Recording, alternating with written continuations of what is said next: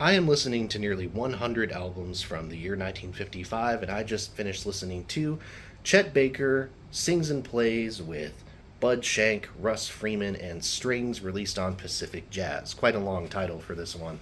But this is the second Chet Baker Sings record after the famous 1954 album, which is what most people remember him for in this day and age.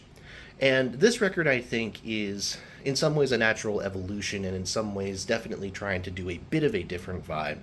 The ensemble that Baker is playing with here is a little bit louder and larger, and there's a little bit more of a standard bop feel to the instrumentals here. Like, there are moments where Baker will actually be trying to sing kind of up-tempo numbers, which is really not what he's doing in Chet Baker Sings as much. But thinking about the track I Remember You, which closes off the album, I think that track is a good example of Baker trying to do an up-tempo number, and I actually don't think as a vocalist it fits him.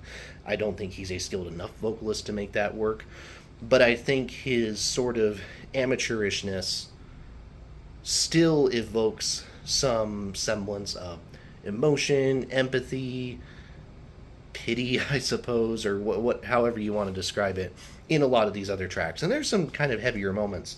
The track Grey December has these really interesting dark minor key strings that give this a very haunting vibe, again, kind of unlike anything else he's done before.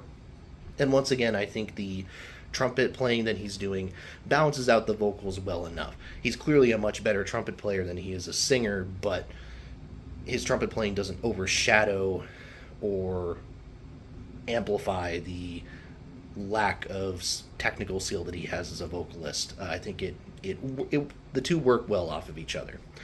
So, Chet Baker Sings and Plays. I don't like it quite as much as the first Chet Baker Sings record, but I do think it is a worthy follow-up in a number of ways. And in that sense, I think worth exploring if you were a fan of the first Chet Baker Sings record. So yeah, solid album, really good, and would definitely recommend it.